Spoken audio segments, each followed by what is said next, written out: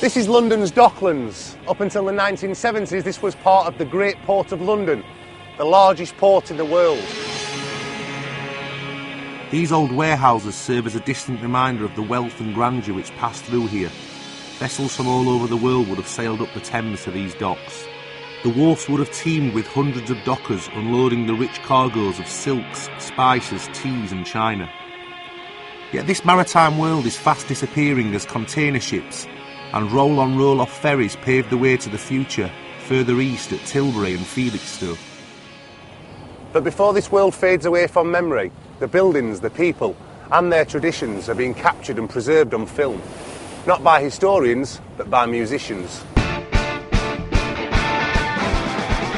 Meet rock stars Carl Barat, ex-Libertines guitarist and frontman of the Dirty Pretty Things. And fellow band member and musician Anthony Rosamondo. Cameraman Joe Morris and Mark Don, London-based journalist and political writer. I've met with Mark, who explains what his film The Rime of the Modern Mariner is all about. The film itself is very basically about what you see around you, which now is kind of luxury flats and corporate offices. But for 170 years it was the biggest port on earth. And it's everything that went with it. It's the culture, the folklore, the myths, the pubs, the inns, all the characters that made this place just the most incredible place to be. And what inspired you to make a film with the last Dockers? The thing with the Dockers was that they were for me always sort of the giants of the piece. I mean, everyone sort of always thinks of the Dockers as just strikes and causing problems, but actually they had a code of living and a way of life. There was a great amount of urgency about the film. We have to make this now because without sounding macabre, these guys are going to pass away and we've got a last chance to capture them while we can. Working closely with Mark on the narration of this film is musician Carl Barat. I thought these sections here, we don't instantly capture them. Together they have spent months walking around the area, collecting stories and building up a picture of Docklands life. Well, London's so rich and it is literally a museum and it's generation upon era upon era stacked one on top of the other. But what I'm trying to say is every single street tells an incredible, vast story just full of life and emotion and passion from another time. And I think it's really important to tell those stories. All the footage has been shot in and around the Docklands area.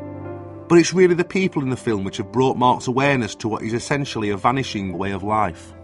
We're very patient with the people we're speaking to because we want to hear as much from them, from their own mouths, about what their life was like and what their community was like. And I started as a boy messenger in the PLA, and the first job that I had was I was messenger boy to the custom and excise in what was known as Tobacco Dock. And the first time I walked into the Stepney Dockers Club and there were sort of 15, 16 pensioners sat there huddled around a pot of tea, and then as soon as the story started, I mean really it was just pure gold. I lived at the bottom end of Narrow Street. I was working the canal for 30 years or something.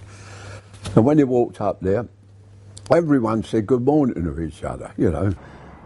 Dockers weren't all silly, right? And if you have a look at the real history of the docks, not this tabloid or front page of the Express or the Mail, if you look and scratch behind it, you'll see that in this area there was a lot of talented people.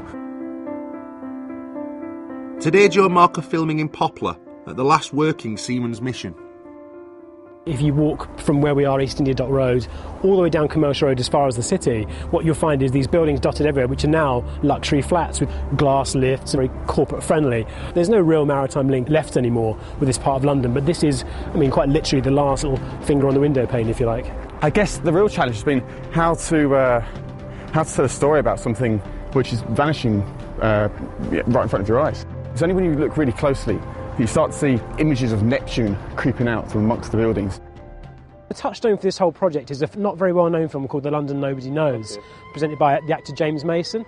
And what that film's really about is it's kind of about decay and kind of about loss. It's about change. Spitalfields in the East End was a long time ago an area for the prosperous. Now it's mainly for the poor.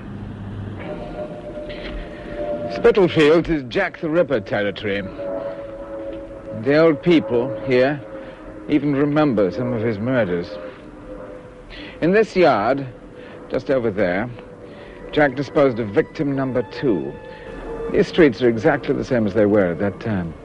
During his research on the Docklands, Mark came across some fascinating stories which he's going to share with me over a pint. Tell me about pirates, Mark. Pirates? Well, I thought you'd never asked, John. This area was synonymous with pirates. About a minute from where we are was Execution Dock, and it was that much of a problem for the merchants coming in here and the government too. A visible sign had to be sent that you cannot pilfer, you cannot steal from these vessels, so hence Execution Dock and pirates hanging on the river. You had real pirates, people like William Kidd, who were kind of, professional pirates with the macaw and the uar that we understand. And then you had, actually, really, what's been really interesting is speaking to older locals around here, the mythical river pirates. So if you had a particularly naughty schoolboy or schoolgirl as an East Ender, you might be told, oh, Black-Eyed Susan's going to visit you tonight. Black-Eyed Susan was a mythical pirate.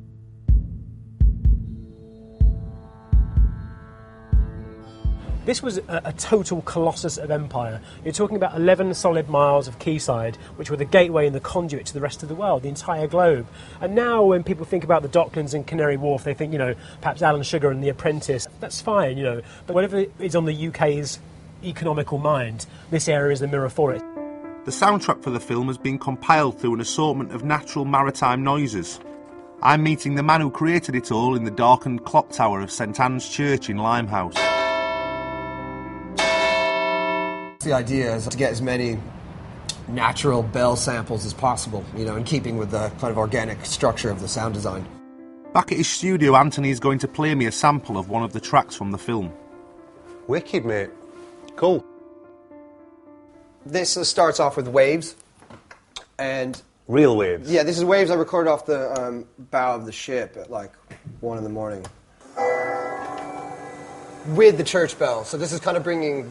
You know what I mean? The bells. Two different elements. Esmeralda. Yeah, and then I put piano over the top of it.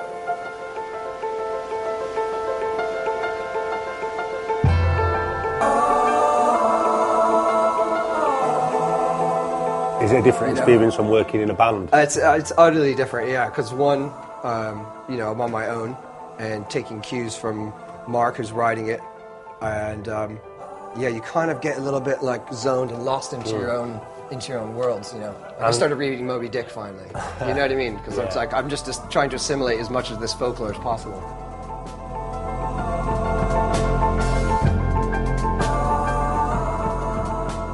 The Rime of the Modern Mariner will be premiered with a live score later this year and promises to open our eyes to a disappearing maritime world.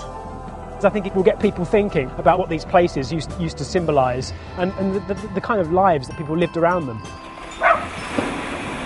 Capturing material such as this is invaluable, especially when guys like these make us sit up and listen. Amidst the bulldozers and shiny glass structures, it's the people and their stories which shouldn't be forgotten.